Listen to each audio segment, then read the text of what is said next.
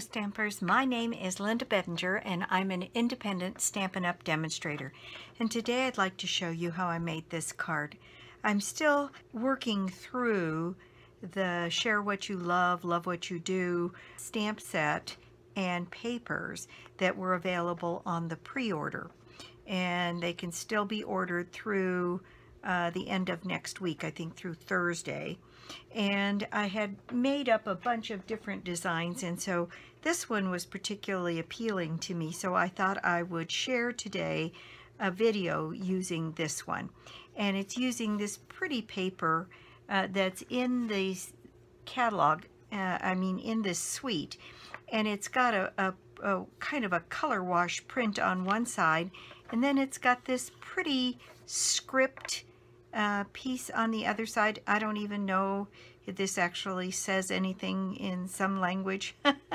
It's kind of hard to tell. Somebody said it was French script. I honestly can't tell. But mine is a top folding card, and then it says here on the outside, I am grateful for you, and on the inside it says, your kindness means so much more than you will ever know. And I love this combination of the Mint Macaron and this Grapefruit Grove along with this paper and a little touch of black. So let me show you what we need to make this card. So I have a Mint Macaron card base cut 11 by 4 and scored and folded at 5.5. Then I have a piece of this pretty designer series paper cut at 4 by 5 1/4, and then a piece of the Grapefruit Grove to go behind it that is 4 1/8 by 5 3/8. Then for the inside of the card, we need a piece of Grapefruit Grove that is 4 inches by 4.5, and I have 2 strips of this designer series paper cut at 1 1/4 by 4. Then I have, for the flowers here and the sentiment, I have a piece of the Grapefruit Grove that is cut 1 inch by 3 3/8 of an inch, and then this piece is 3 1/2 by 1 1/8. Then these pieces nest also. This green piece is 3 1/8 by 2 1/8, and this Grapefruit Grove is 3 by 2 inches. And so that's all of the pieces, with the exception of we need a piece of scrap of the Grapefruit Grove to restamp our flowers here and fussy cut those flowers out. And I'm down to my last few pieces of this black shimmer ribbon, which I believe is retiring, and so I have a little piece of black ribbon to go across here. You could accomplish the same thing with a piece of black cardstock to go across this if you don't have any of the ribbon. So let's just get started. I think the smart thing to do is to start with what is to be stamped, and so I need these 3 pieces here to do our stamping. 4 pieces, I guess. And let me grab my Pierce mat here. And because these are all photopolymer stamps, and what I have here is the one along here, I am thankful for you. Let me tell you about the stamp sets that I ended up using on this. I am using the one that goes with this suite, the Love What You Do, and I'm using this flower here, and I think that's all that I'm using from this one this time. And then I am using from the Painted Harvest stamp set, I'm thankful for you, and your kindness means so much more than you will ever know. And that's from those 2 stamp sets. So I have my I'm thankful for you mounted here, and I'm going to be using my Memento black ink here, and so I'm going to ink up this sentiment and stamp this basically right in the middle of this piece.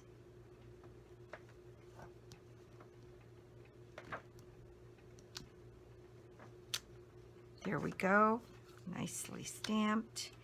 Now on this piece, I need, let's see, the flowers, which I have mounted here, and I'm going to stamp that once right here on the center of this panel, so that the entire thing, including the stems, shows inside the panel here. There we go. So then we need the flowers stamped again on a on my piece of scrap so that I can fussy cut those flowers out. Don't need the stems here, so I'm just going to stamp those flowers. That's all ready to go. And then for the inside of the card, I have my "Your Kindness Means So Much" stamp here, and that's kind of a big one, so I think I'm going to come back over to the stamp with the stamp pad on that one and make sure that I've got that good and inked up. And my thought on that one is to put that right in the middle. Let me line that up with my grid paper here and see if that helps me get it straight. There we go. Right there. Hopefully I got all of that. And there we go. Very nice. All right. So that is all of the stamping that we have to do. And on this piece, what we're going to do is fussy cut out some of the flowers. Now I've already cut out a couple of them, and so let's see, it's this one at the top that I don't have cut out, so I'll do that with you on camera here and get that next one ready to go for another card.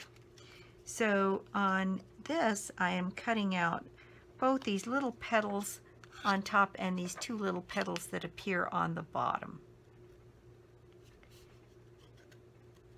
And I'm going to cut right up against the black that I've stamped here. And you may know that you're better off to move your paper and have your scissors stay basically stationary. It makes cutting this actually a little bit easier. And resetting your blade when you've made a deep cut is a good idea also. And these three little flowers are not very much to fussy cut out, just a little bit.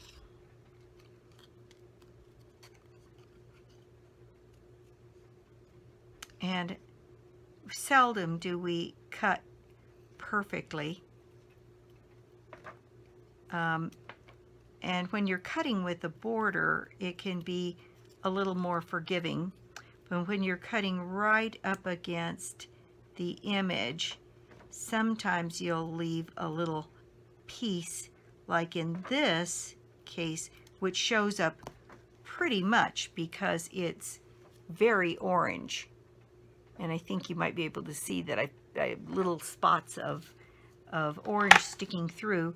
And the way I solve that is to use my black marker. And I always color from the back side. In case I slip, I'll slip on the back side of the petals and not ruin my cut. And just kind of go around the edges, picking up any little orange pieces that are peeking through.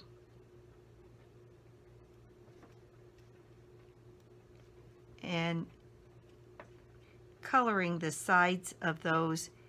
If I turn this sideways, you can see that there is orange that's visible here. And as soon as I go over it with the black, I kind of take any chance that any of that orange will show out of my fussy cut. And so I can just go around the whole thing with my black marker, and when I'm done, not only are no orange pieces visible, but if you look at it from the side, you can't see any of the orange either. So on these, I will do the same thing, which is just go around the edges.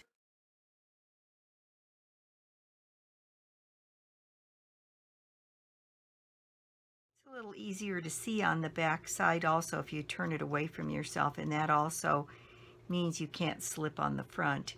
But you can, as you color in, you can see exactly where you have colored and where you haven't, because you just get a tiny little edge on the back side.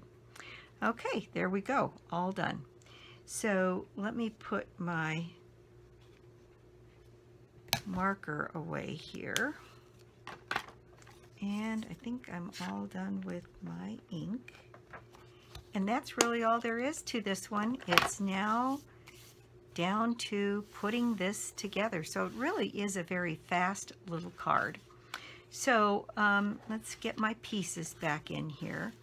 Now on the inside of this, what I want is to come up to where this is 5 1/4 by 4.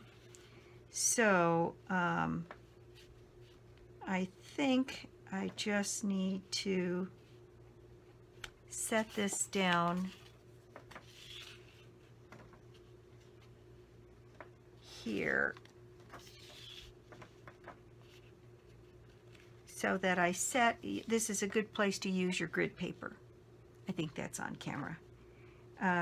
So setting this down at the 0 mark and setting this down at the 5 1/4 mark, and then using a little bit of glue on the top and the bottom of this piece, I should be able to center this on those two pieces.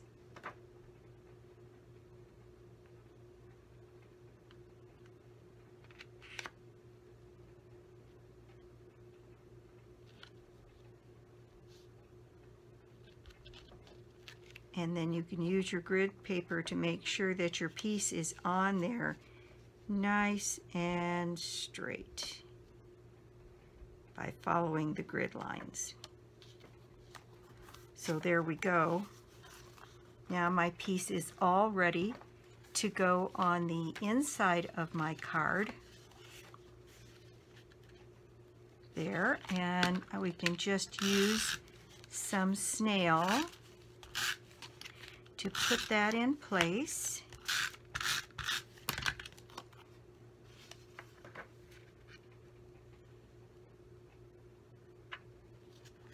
And there we go. Our piece inside, it looks very, very nice. Now, let's see. On the front of the card, we have these pieces to go. So these I'm just going to adhere to one another with some snail.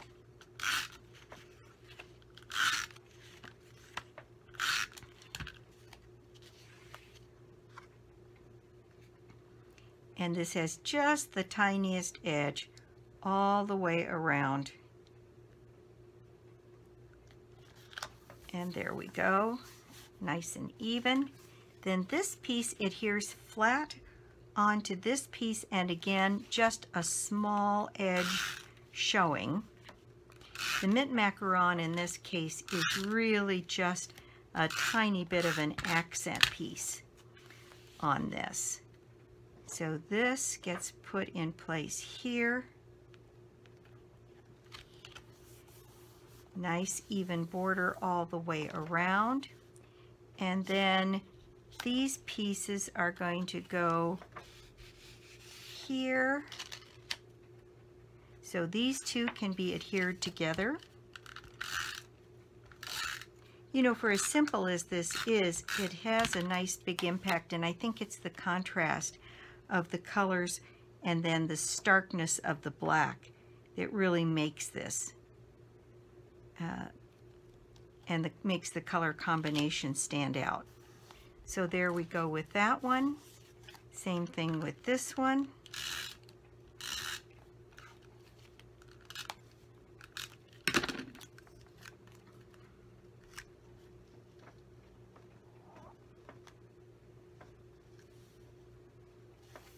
All right, there we go.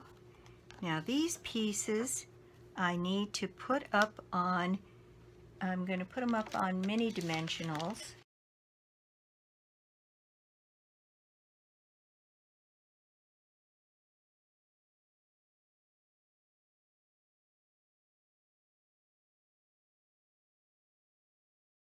So there we go. There we have our piece. If this, oh dear, I put this down and I meant to put my ribbon on first. Let's see if I can coax that up a little bit.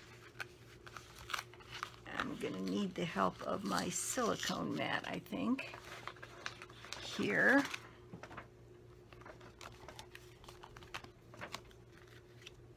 Because this piece has to go on here first before I can put my ribbon.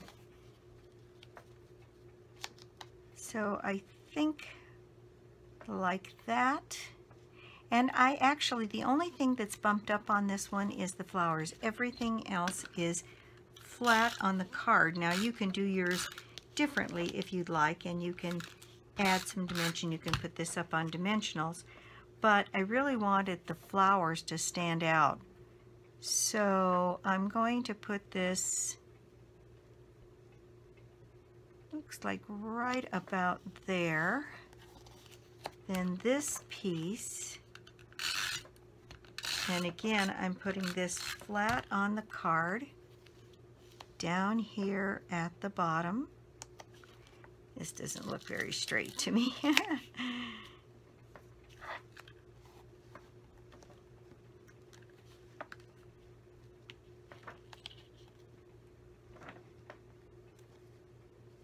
You can use your words to kind of line things up along here. And then I have my piece of black that I'd like to put across there. So I need to put some glue across here and put my ribbon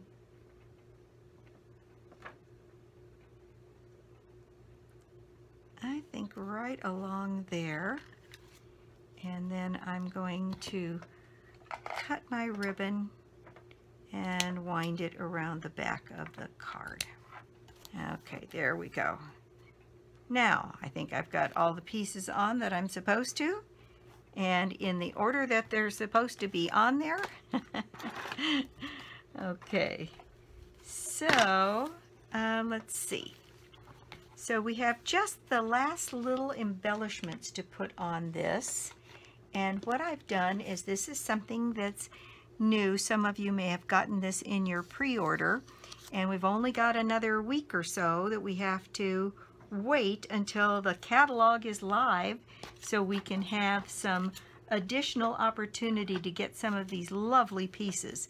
This is, well, I think it matches the Grapefruit Grove absolutely perfectly. And so I put 3 of these pearls along the ribbon here.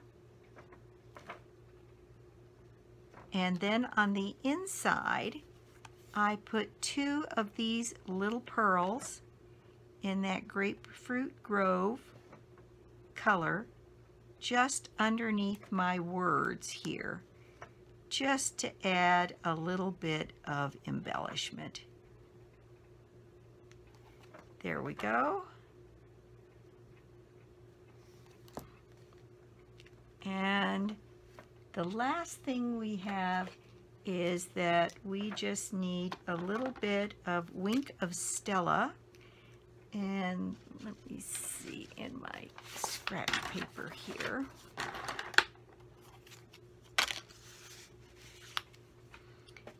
If if I can squeeze out, yeah, it's a good wink of Stella. And I'm going to add my wink of Stella to the top of my flowers here